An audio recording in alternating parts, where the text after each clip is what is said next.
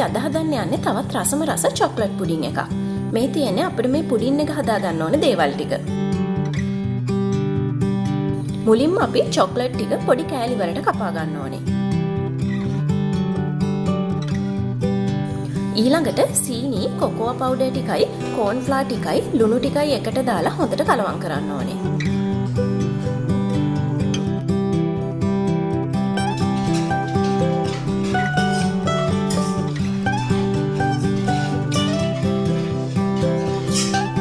දැන් මේකට කිරි ටික දාලා හොඳට කලවම් කරගමු.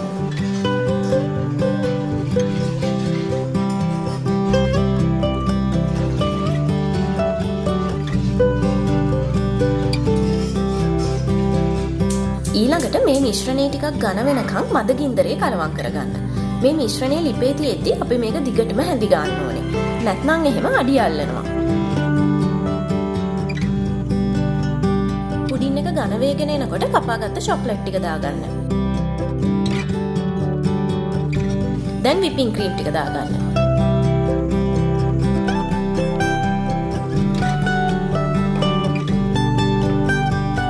මේ ටික හොඳට මික්ස් වුණාම ලිප ඕෆ් කරලා වැනිලා ටිකක් දාලා කලවම් කරගන්න. දැන් අපි මේ පුඩින් එක මේ වගේ කප් දෙකකට දාලා නිමෙන්න තියන්න ඕනේ.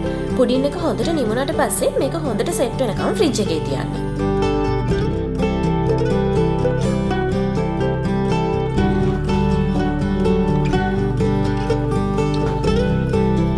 පුඩින් එක හොඳට සෙට් වුණාට පස්සේ උඩින් මේ විදිහට කජු ටිකක් දාලා අපිට මේ පුඩින් එක තවත් ලස්සන කරගන්න පුළුවන්.